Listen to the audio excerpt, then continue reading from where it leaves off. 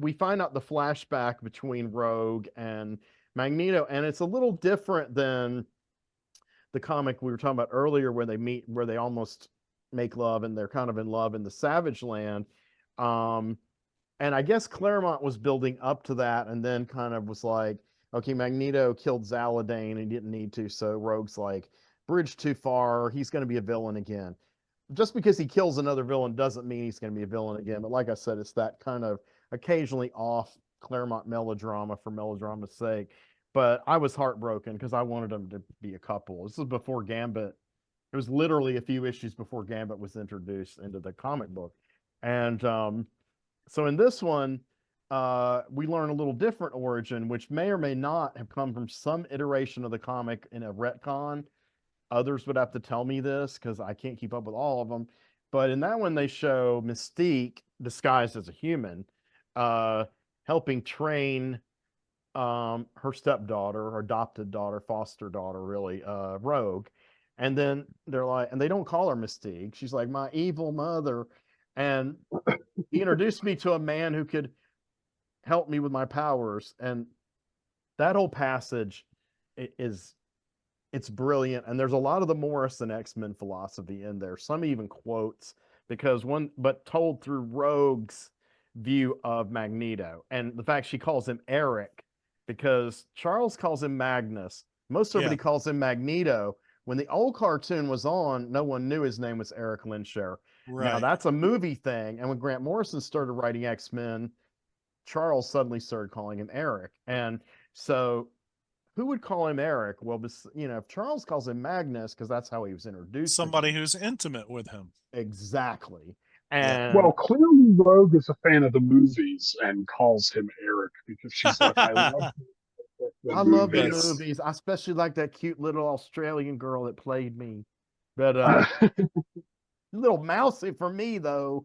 But so hey, I think if the Rogue voice actress doesn't want to do it anymore, I think Henry could do the voice, no problem. Yeah. Rogue. Now this voice actress is fantastic, and they really play into Rogue with her coming from a very poor redneck background and a broken home. There's a lot of little embedded comments like about her father being in prison, and you know, all these ridiculous cliche kind of swamp, rat kind of things, which I wasn't always thinking a lot of writers handled those well, but Bo DeMaio's got a way with words. He's got a turn of phrase, and the way they direct her performance is very warm and fun, and it's believable because I've met unrepentant rednecks from Louisiana who do talk that way. They're rednecks, but they have a little bit of flavor and culture thrown in there, and so she is like, they decide to appoint an X-Man to be the co-chancellor with Magneto to keep him in reign. And of course, in a manipulative way, knowing as they do, because Emma's a telepath and Shaw is a very shrewd judge of character, they appoint Rogue because they know there's a sexual attraction between them, and it's going to fluster the X-Men, and especially Gambit. And so they actually levitate with their powers, and they dance, and they start making out like in front of everybody. And some of the characters are like, oh my god, and then some characters are like, and I thought this was realistic, yeah. Guys like that, they're like, yeah, he got her. But then she breaks up with him. I'm still gonna leave the island with you, but yeah, I broke up with Remy, but yeah, we're through too. In other words, she's not defined by the man that she's with. Kind of exactly. And this leads again into the next episode we're going to talk about, which is all about Rogue, called Bright Eyes. And so in this episode, though, that iteration of those Sentinels that are a polygot of the Operation Zero Tolerance and the Nanite Sentinels, they don't know what they are, though. They just swoop in and they just start killing everybody. And only Magneto, Rogue, and Gambit conveniently go to the island for the ceremony.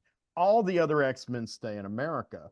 So whereas you have tons of Easter eggs and guest star mutants, and Hellfire Club and Nightcrawler comes back into the story, really only 3 X-Men are in it.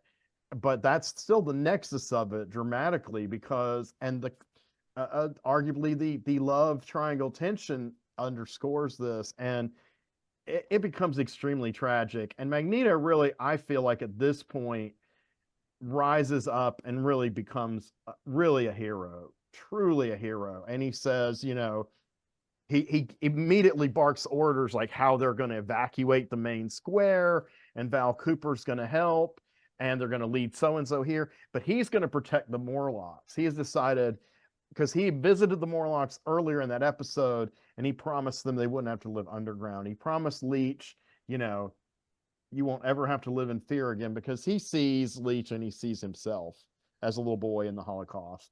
And you could tell that it's this combination of flashback and empathy and love for your people. I mean, he loves Leech. Like, he's a child that he wants to protect because it's in his heart. There's no, bad agenda behind it at all. And so he starts to do the magnetic shield around Leech and some of the other Morlocks, and the Sentinels are starting to breach it, and Magneto is just laying waste to Sentinels, but he's still getting beaten back. And Rogue is like, beating the shit out of him too. Gambit gets a little knocked off course. Nightcrawler helps out, but then it's like, Gambit jumps in, and he's on his motorcycle, and he kind of like pole vaults toward the Sentinels, and he's feeling pretty confident, and he gets impaled on this big iron spike by one of the Sentinels, like a piece of metal from a building they destroyed. And it's a shock to us, and it's a shock to the audience, and I think that's well done. And then they register that he's dead. They're like, mutant intruder neutralized. And but right before that, what vaults him into that position is that Rogue is trying to stop Eric from keeping them from helping him. And Gambit's like, he's trying to save us, Rogue. So there's a combination of these emotions. Like, on the one hand, I'm kind of jealous of Magneto, but really Magneto does love Rogue, and he is trying to save Rogue, probably more than him, and so come on, Rogue, don't fuck it up. This is what he wants to do, and if he happens to die, maybe I have another shot at you, maybe not. But then so Rogue gets thrown about like flotsam, and Magneto becomes overwhelmed, and right before this big burst comes down on their field that he's put around them, a great touch. He turns to Leech and he says, "Do not be afraid," but he says it in German. And right before he says it, there's these quick flashes of the Morlocks being decimated, but then they show a flash of him standing in front of the barbed wire, seeing his mother die. Mm-hmm. And it's like some really cool editing, really psychological level stuff. So then, as far as we know, Magneto's destroyed. And so Gambit's like, well, fuck it. So then once he's impaled, they think he's gone. And they're like, mutant intruder neutralized. And he goes, name's Gambit, mon ami. Remember it. And he charges the thing that's impaling him. And the charge goes all the way through the tri-sentinel. It's great, yeah. And just destroys all of them plus himself. Mm-hmm. And that was the most heroic I've ever seen in Gambit in any incarnation.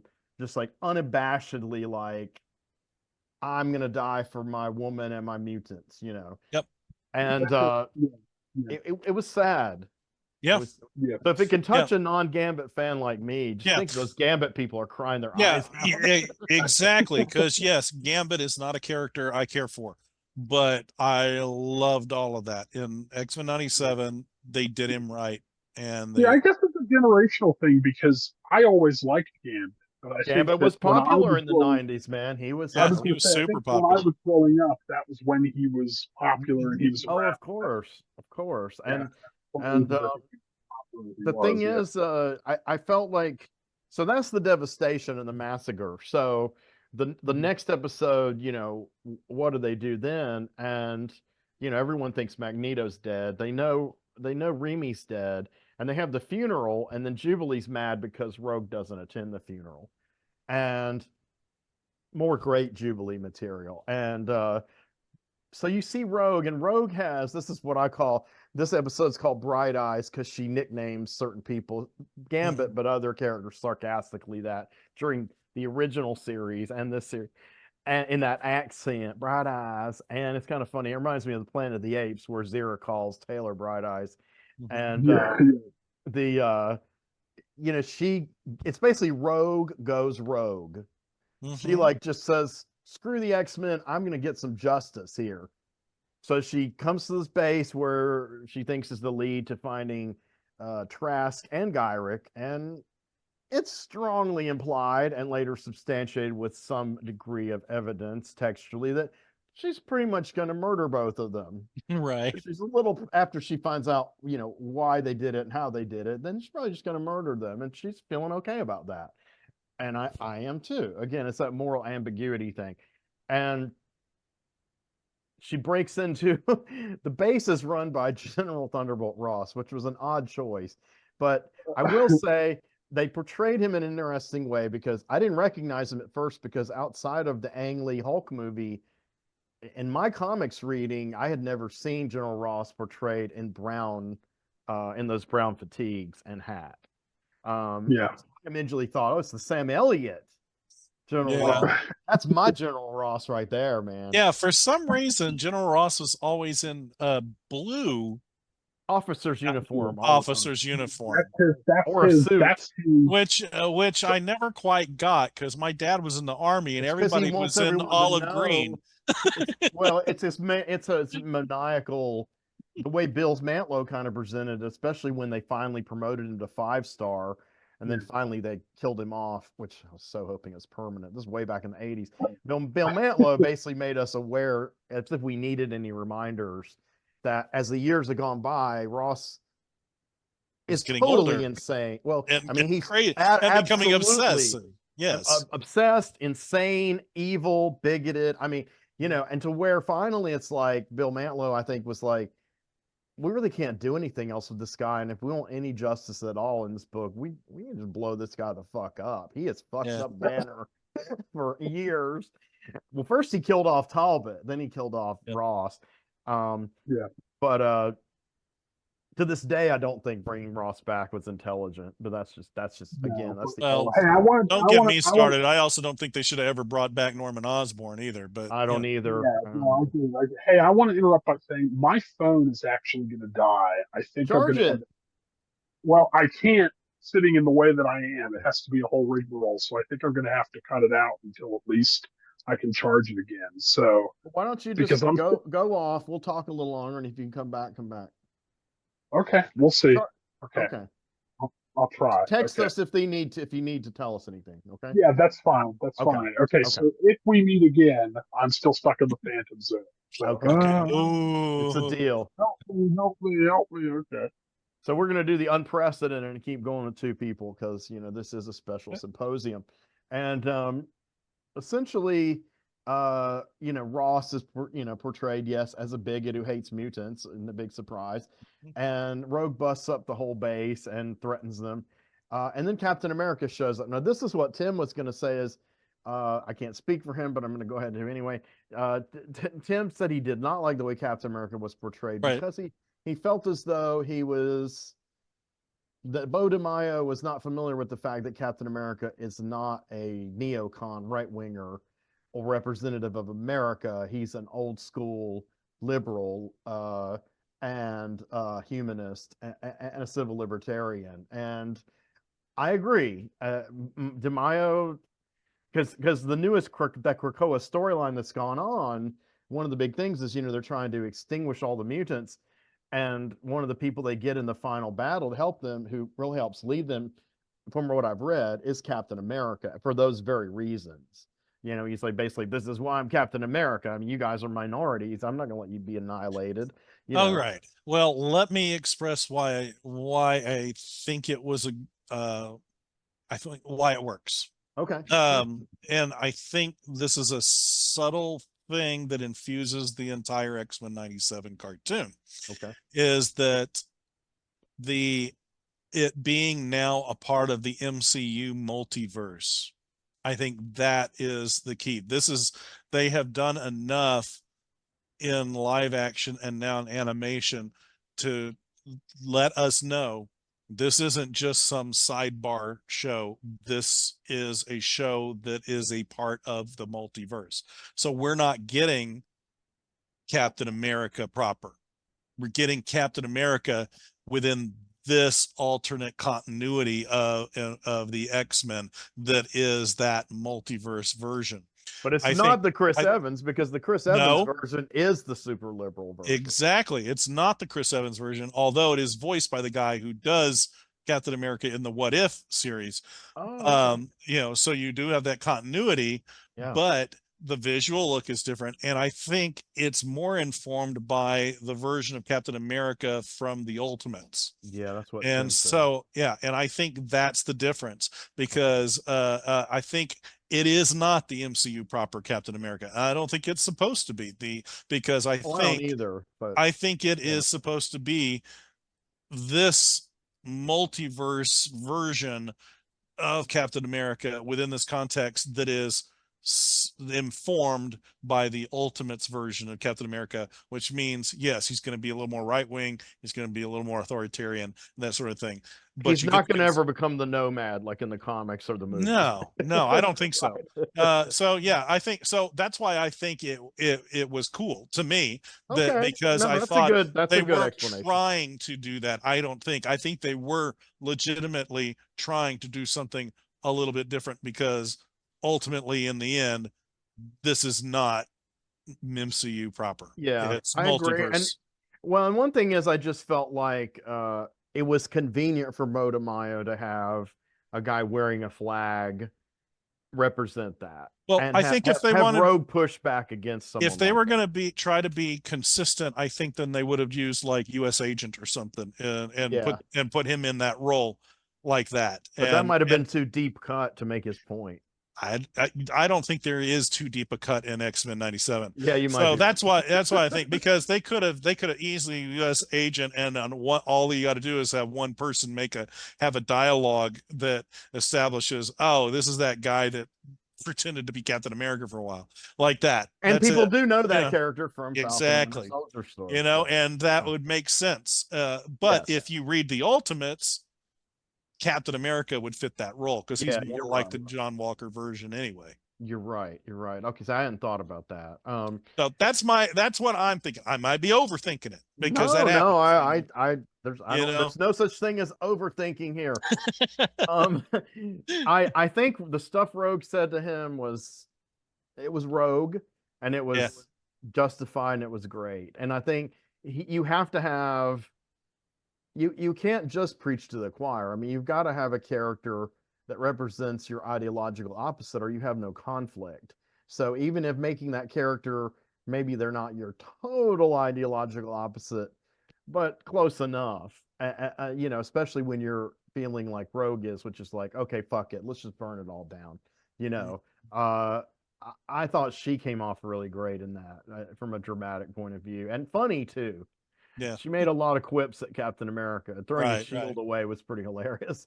But so that's kind of how that played out, and I guess that took Tim's chance to talk about it. But at least I tried to articulate what I thought was Yeah. his viewpoint. Um, then that was episode 6. So then we intersperse. Is this still Bright Eyes episode 6? Yeah. No. Let me make sure I got this right. Bright Eyes is episode 7. So Okay. let's rewind real quick to the end of episode 6, because I wanted to touch back on something you mentioned earlier, is the Charles and Lalandra stuff. Okay. So Yes.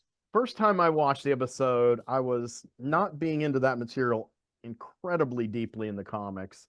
Though I think the Imperial Guard are really cool. I was kind of like, yeah, okay, that's cool, you know, and they're gonna interspice it with other stuff. But when I rewatched it yesterday, oh my God. So here's where the big political statements, and and having Bright Eyes follow this, is pretty heavy. because when I first watched it, I'm like, they're trying to make Xavier give up his memory and join the Empire. And then he seemingly is considering it. But then he sees that once he gets into trying to prove himself, he has so much integrity in what he believes that he kind of can't resist fucking with them. Yeah. And the thing about it is, this is a very 2024 scene. Like in 5 minutes, he slams imperialism point blank, plain language, as much as you possibly could probably get away with. I mean, he's basically saying America shit. America shit, NATO shit. Oh, but I mean the Shi'ar Empire. He's like, and the stick things he calls them. I mean, he pretty much tells them their whole culture is just ridiculous. And you're not used to Charles being so barbed. Right. But if you keep up with the world and his point and how it relates to the real world, things have gone in that direction since 1997, big time. And wow, how can you argue with that? And so it puts the whole storyline in this. You can't really take Charles' willpower. You can't take his memory. I mean, because of his morals and his ethics, that all people are basically intrinsically deserving of equal chance, and that culture should not be annihilated and assimilated. That's a huge part of what makes him a hero and a human being. And so I really think it came down to a moral thing that Claremont never touched in with the Shi'ar, ever. No, Didn't ever want to go. I don't know if he wanted or cared or go, what I mean? But I mean, does Claremont strike you as political? I mean, he doesn't. He strikes me as the kind of guy who is either moderate, mildly liberal, apolitical, or in the case of this, who just goes, it's a space empire. Of course they're imperialists. I mean, weren't the characters in Edgar Rice Burroughs imperialist? They have the Imperial Guard. It's in the name. But see, I don't know about you, but I didn't think about this stuff when I was a kid. No, not as a kid. I didn't think about it. And it's like it was nice. It was nice to see the way they related it, because they also bring it all the way back to what his whole philosophy is. Because it's like on Shi'ar, whatever, they think idealism is insanity and nonsense. I didn't know they were that uptight. Well, I don't remember them being that uptight in the comics, but what do I know on that? It's been a long time since Eric was a little uptight, but he was a little friendlier. Gladiator was kind of authoritarian, but he wasn't. Oh yeah, definitely. But he wasn't quite that big a dick to Charles Xavier. But yeah, and when Morrison did the Imperial Guard and the Shi'ar, he didn't make those comments about the Shi'ar per se, but he did make some of those comments about the Imperial Guard and people seeing Gladiator as like a fascist kind of character. Well, you contrast, and I think it's good where it got placed in the thing, because you're contrasting that with the whole Genosha thing, which is very collectivist. It's an idealistic attempt to be in a collectivist culture and society in which the individuals are elevated. Individualism is embraced, but with the collective good as the ultimate goal for, in other words, you're not selfish. It's not objectivist. It's not that Randian approach. It's more of a collectivist approach. It's not even socialism. It's I mean, yeah, because it's the individualism that capitalism gives lip service to, but often smashes. Right. And in within the X-Men context, especially in the Genosha thing, it's the embracing of diversity, and the collective good. So when you see a millennial writer writing this, or someone like myself who's kind of I'm that kind of leftist. I'm pretty much a socialist, but I do believe in individualism too. So it's really more of a new leftism that people, Gen Xers, are starting to convert to, but definitely millennials and Z are growing up with. Well, which is making them rethink the world a lot. Right. It's pretty much recognizing that capitalism can only get you so far. and capitalism eventually implodes upon itself. And so I think, yeah, bring that collectivist mindset is what we're looking at. I think, and that's attractive to a millennial, is that since that we're not chasing wealth, we're Right. chasing health, security, happiness, existence, Loving as yourself being and yourself, and all of coexistence that. and equality. And Yeah. and not sitting there and just trying to bank cash everywhere or Right. in digital form or however, Right. but And that it's not obsession anything with like the wealth. old it's not anything like the old communism. I Yeah. mean, I would describe it it is like the new socialism or the new leftism that I think I'm kind of a part of, but I definitely think people Kaylin's age are definitely a part of. Well, I mean, in a way I'm more of a part of it than her because I'm more actively involved in it on a daily basis, but she has grown up into it with her. And then the Gen Zs, well, they've hit the streets by the millions, so this is Yeah. their reality, Yeah. Yeah. you know. So I So think this is a lot of why X-Men 97 resonates with absolutely, now, man. with now, and even Yes. though it's set in 97. So how do you feel about oh, here's what he says, the one line he says to them, Charles says to Deathbird and the Shi'ars, he said basically the Shi'ar Empire is a snake oil racket.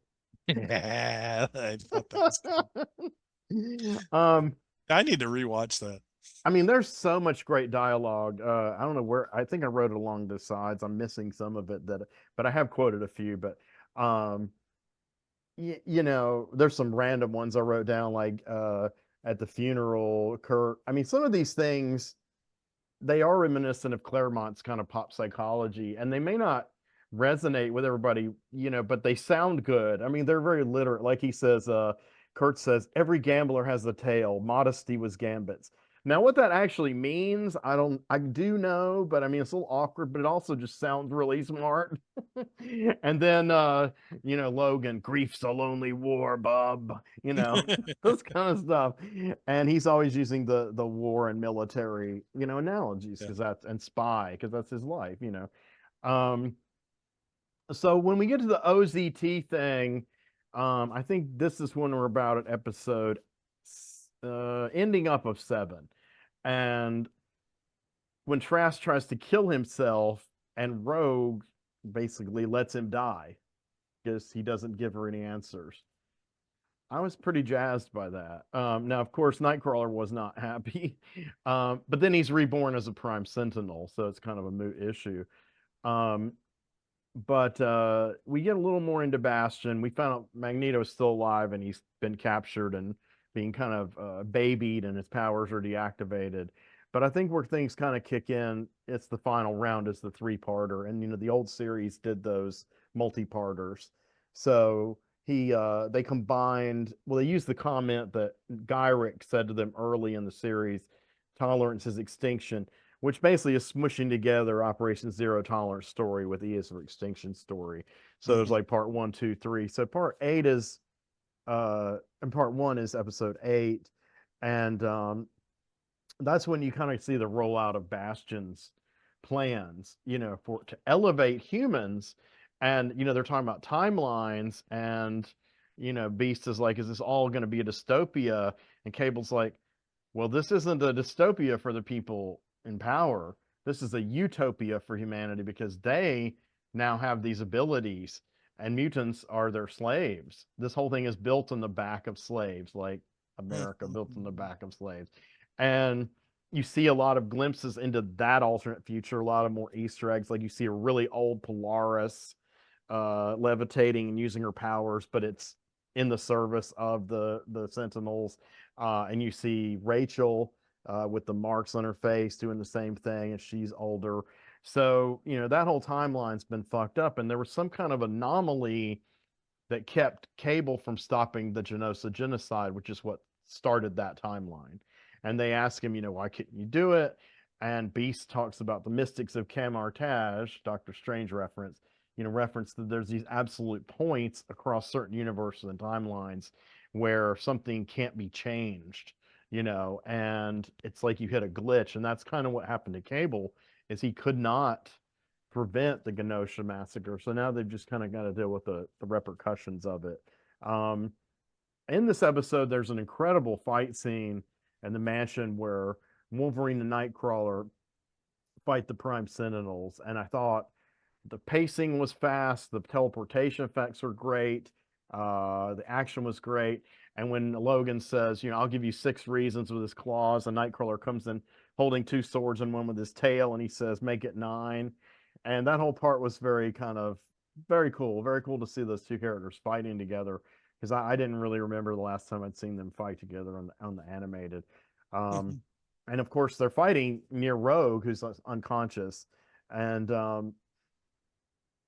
yeah, and then Trish becomes the Sentinel. But one thing about leading up to that is when they do the interview with Cyclops after Genosha, and you start to see this with Cyclops with her in the interview, is that you've seen humans being racist toward mutants, and you've seen these acts of genocide carried out, but you haven't really heard how the average person feels, and you're made to assume, because the story's not told from their point of view, and you're made to wonder, they're probably either like, yeah, they deserved it, or, oh, this is terrible, or, well, what are we supposed to do? But you finally hear in this show mutants being racist towards humans because of this stuff. And Cyclops doing it first was pretty bold, and he's like, you people are normal. You don't understand. We fight for you, and you don't care, And he storms out of the interview. And then Trish tries to talk to Beast, and they had an affair at one point. I know in the comics they did. They kind of, I don't know if they did in the old show, but they imply that there's some kind of attraction with them. Right. And he says, after he talks to her a little while, he's like, "That's not what you said, but that's what you meant."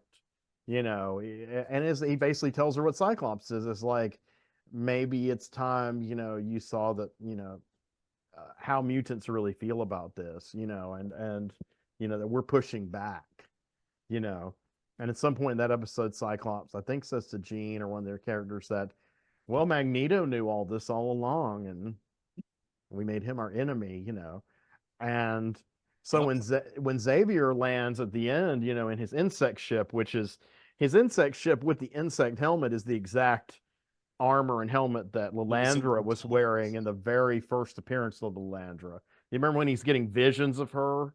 That's way back, and so that was kind of cool. But a more modern element in the comics is Cyclops's rejection of Xavier due to a lot of lies Xavier told. Now, this is all kind of modern retcons that I didn't personally care for, but it kind of captured some of that. Like, Xavier's not perfect. Xavier didn't tell him he was alive, and so Cyclops is kind of like rejected Xavier, and so is Jean pretty much, and most of the team's kind of down on him, for leaving Magneto in charge and everything. And one thing that happens is cool is when Val frees Magneto, and then they decide to punish her, and she gives this kind of speech, and she says, when I was on Genosha, there's all these feelings, all this pain and terror, but no one was shocked or surprised. And she's like, because it seems like Magneto knows humans better than Charles, because we always end up in the same ugly place, because no matter how much we say we're going to change, we still let this stuff happen. We still are going on this path. And I'm like, again, 2024. It's like, I mean, Yeah. I've heard people in political forums say those almost exact words about a lot of stuff in the world right now. It was on our show. Briggy Williams said it during our Black show. She said this stuff about cops and black people. She said, this is what a lot of white people aren't seeing, is that this has always been with us, and it may always be with us. It shouldn't. No, it shouldn't. Of course it not. Shouldn't. No, but yet, I know it's so depressing. It's so depressing. And that is part of the appeal of properly done X-Men, because you can address that disappointment in just humanity in general, that we can't seem to get past that. We have the optimistic future of Gene Roddenberry and Star Trek, stuff like that, Sure. where we overcome all this stuff. We hope we can get there. It makes no sense to me that we're not. And I can't, and I hate being reminded every day Well, when that I we're so far behind I on know where we should be. when I got They Live on Blu-ray, I'd already been a fan of the movie, but I Mhm. had not watched it in a while, and I'm watching it, and I I started crying because I was like, we're living it. Yeah. Not I only watched has it again during the pandemic and it was impactful. Yeah. not only has it not changed, but like we're here and it's worsening. Yeah. Except they're not aliens that we know of. But other than Right. that, it's the same enslavement and Yeah. division among the races and class Yeah. lines. And I had, and for whatever reason, and thankfully I have found, circles of people that are, simpatico with me. I Yeah. cannot comprehend why we collectively can't get past that. I don't get it. I don't One thing I get said, humanity's need to stay in, that negative way. I just sometimes I don't get just think we're devolving. it. Yeah. Yeah. Yeah. I mean, we like there, it's like if you look at it, it's like how you have to look at statistics, right? I mean, if you look at it on a daily basis, everything's just like, it's always good, up and down, up and down. But if the farther back you look, you'll start to see the trend line. You know, the trend line, if you step back, it's going up. But it seems like if the more we Well, zero in, that we there's shouldn't be some having levels to it. we should be going up faster, and we shouldn't be dropping back like we are so much Well, there's and a so hard. disconnect in America between the ruling class and citizenry. The citizenry is gradually going left and progressive Yeah, more and more, yeah, whereas the government is gradually going more and more right. I mean, they're pretty much back with McCarthyism now. yeah, So I mean, next thing you know, they're going to have another world war. So it's like, come on, dudes. I'm like, this is just, ridiculous. And yeah, unfortunately, now in the age of the corporations and the media capture, the media are paid propagandists to assist this happening. yeah, And they're complicit, which the media 50 years ago would kind of call out the powerful, yeah. Because media was not a profit-driven entity. Mm-hmm. It was considered, a service to the society to Right. provide this, and so the corporations, the mindset even in a capitalist culture was that there was a responsibility. The rich had a responsibility to give to the people, and the corporations had a responsibility to give back to the society that was giving them such wealth. Right. And one way the media corporations were supposed to do this is through news coverage, knowing it was going to be a loss leader, that you were not going to make profit on that. You might break even, but it wasn't driven by profit until Ted Turner came along and had that great idea for a 24-hour news cycle. You got to justify it.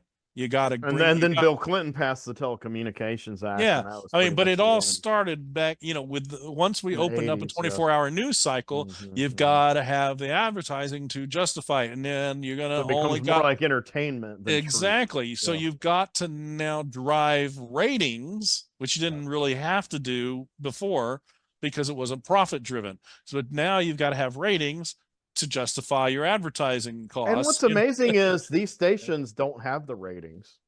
I Yeah. mean, I follow their ratings.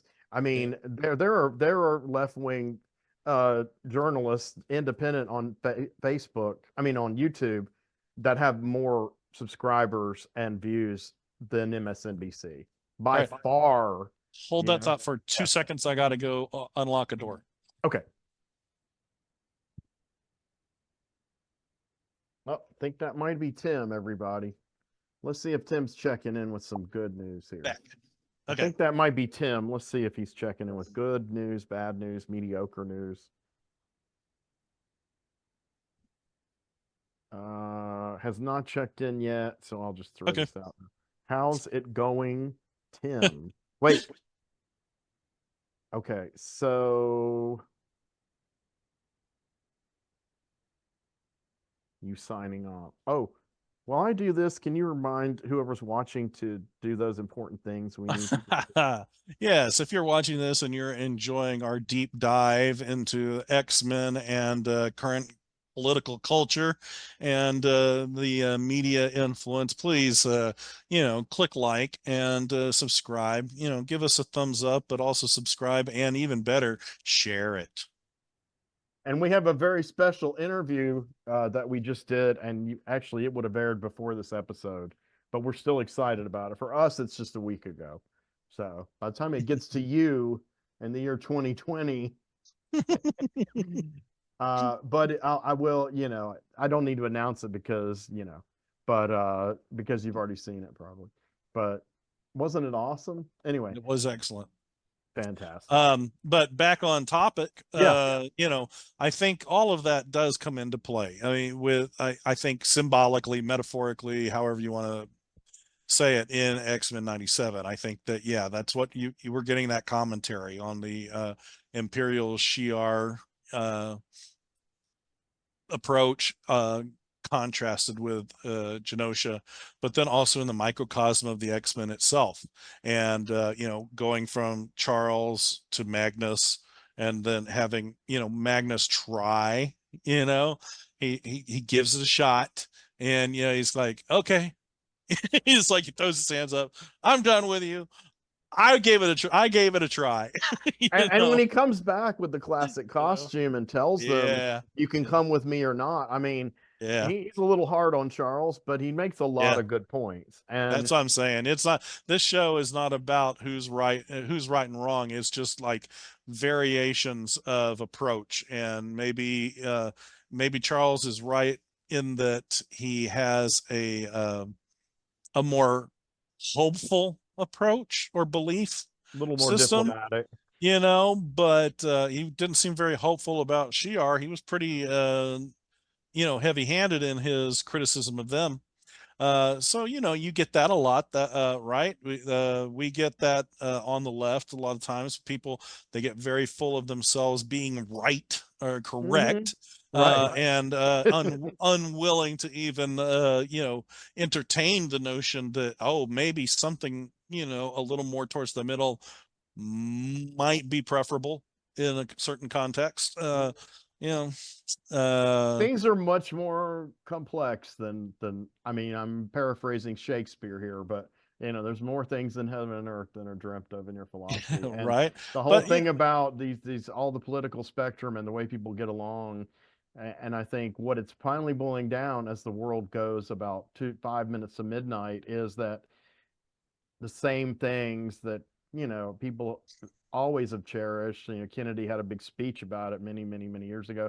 It's basically about your family, your kids. Do you have enough food? Can you pay your rent? Do you have a mhm, quality of life? And Americans right now, in general, have the poorest quality of life.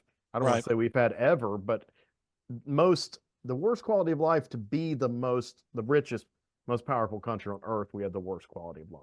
You right, know, right. and I mean, the disparity to is be as wealthy of a nation as we are, and no to one should be have, homeless in America. nobody should have to struggle to pay a medical bill, and Nope. especially we should not have a homeless situation like we do now.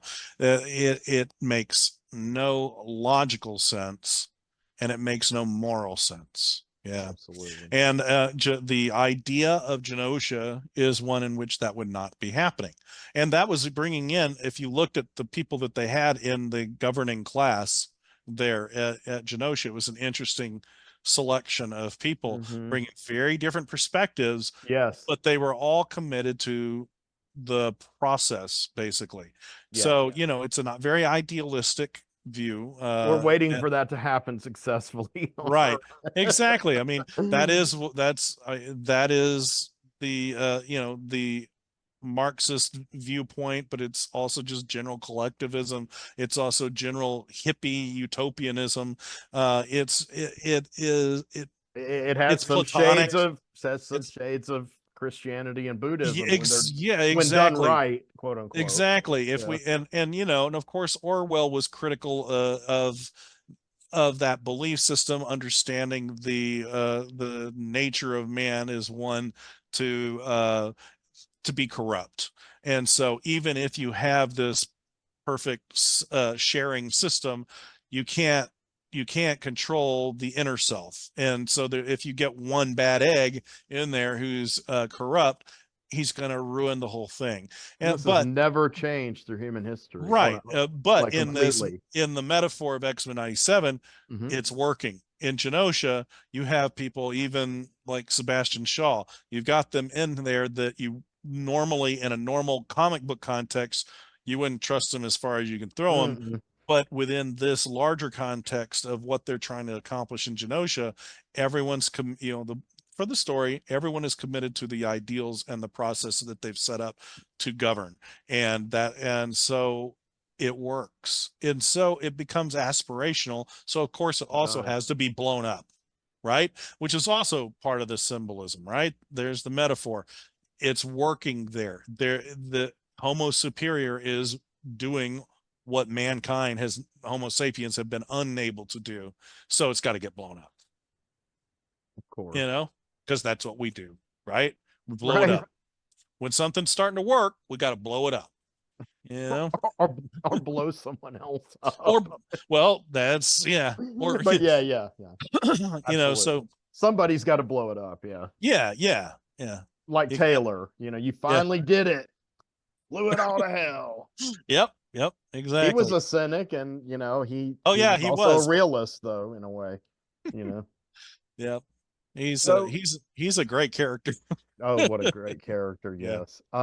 So Tim apparently is not coming back. He Okay. started texting me saying he might not, and I texted him back, and I'm not hearing. So to be honest, I think he might have fallen asleep. Oh well. But listen, we've I mean, we have covered. gone 3 hours. Yeah, and we've gone up to the end. I mean, the really only big plot point is really the final. Yeah. Well, in my episode 9 is when they do the fatal attractions thing where Wolverine Mhm. stabs Magneto and almost kills him. Magneto takes out his adamantium, and That was awesome. oh my god, yeah. Wasn't And expecting that, you know. he's kind of on life support through episode 10, and by the time you get through episode 10, the team becomes time displaced. Yeah. So much happens in every episode, Yeah. so there's obviously what Tim covered this early on about, like, what are they going to do next, and Apocalypse. So we've trod that, albeit non-linear, but that's okay. So the thing is, only other thing I want to cover at all is it's kind of political real life, but not within a story.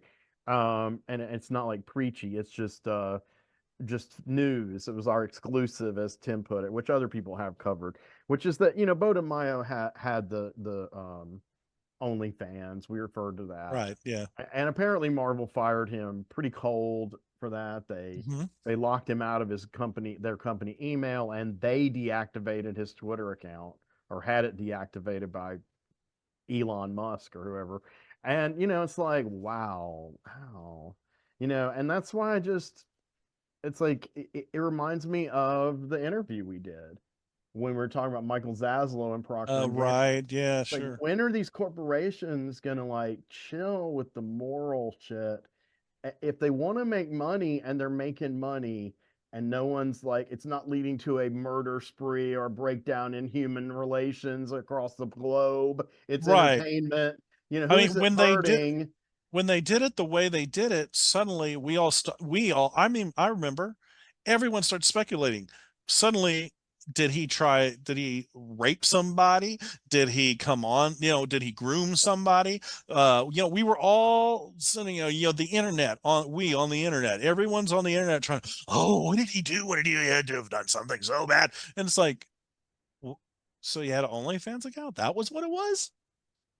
I mean, That's first of all, that's what it was. if it's not just him modeling like Tom of Finland homoerotic stuff, say he's going down on a guy on camera on I don't OnlyFans. care. You still have to pay to You have see to it. pay It's to not see like it. kids are going to see it. Yeah, I mean, what guy on the board at Disney was paying for the OnlyFans and saw that? If I can't How do see it, they how even can know your it kids exists? see it? Exactly. That's my point. I mean, obviously they did it out of some fear that this was going to come out. Somebody must have, But it probably somebody on the right, in that right complained. wing media Well, I think contacted them and somebody in the said, production, I think somebody in the production maybe. like it, and you're right, maybe told some right winger, and then they were Yeah, and so it became a thing, just right. like they did with James Gunn, and Disney fired him. Remember, they just like Yep. boom off the. Mhm. But they were able to backtrack on that one at least, Yeah.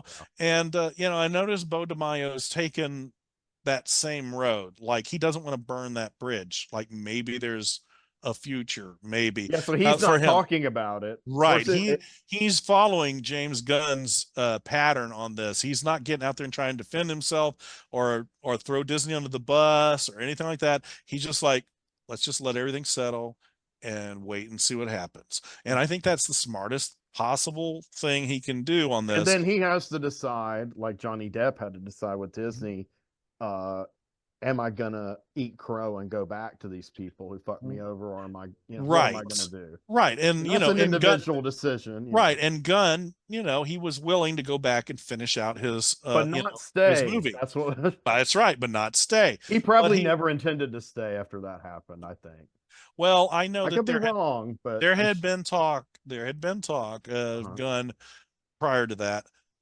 being the guy that kind of took over the cosmic side of Marvel. So you yeah, had Feige doing that, and then Gunn kind of tackling and being overseeing the cosmic side.